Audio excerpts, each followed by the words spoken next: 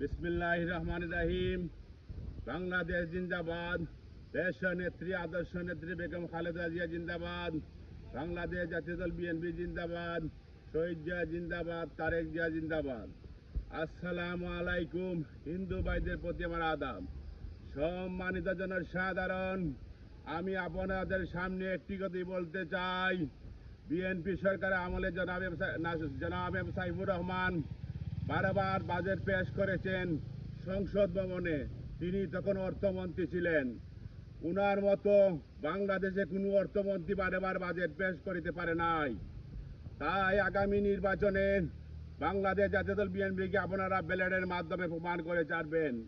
উনার জন্য আপনারা সবাই মিলে দোয়া করিবেন, জানে উনাকে যেন আল্লাহ তাআলা বেহেশত নাজিল করেন, এবং বিএনপির জন্য আপনারা সবাই দোয়া করিবেন।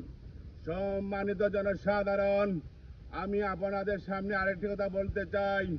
মৌলভীবাজার ৩ জনাব নাসির রহমানকে নমিনেশন দেওয়া হয়েছে।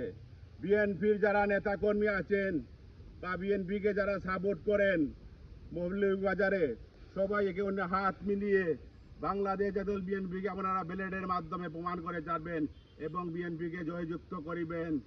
বিএনপিকে হাতকে শক্তিশালী করিবেন এবং নাসির রহমান হাতকে আপনারা শক্তিশালী করিবেন। তাই আমার বক্তব্য দীর্ঘায়িত না করে বক্তব্য এখানে শেষ করিতেছি। বাংলাদেশি দীর্ঘজীবী হোক, বাংলাদেশ জাতীয় দল বিএনপি দীর্ঘজীবী হোক, আর আপনারা সবাই মিলে বিএনপির জন্য দোয়া করবেন। আসসালামু আলাইকুম।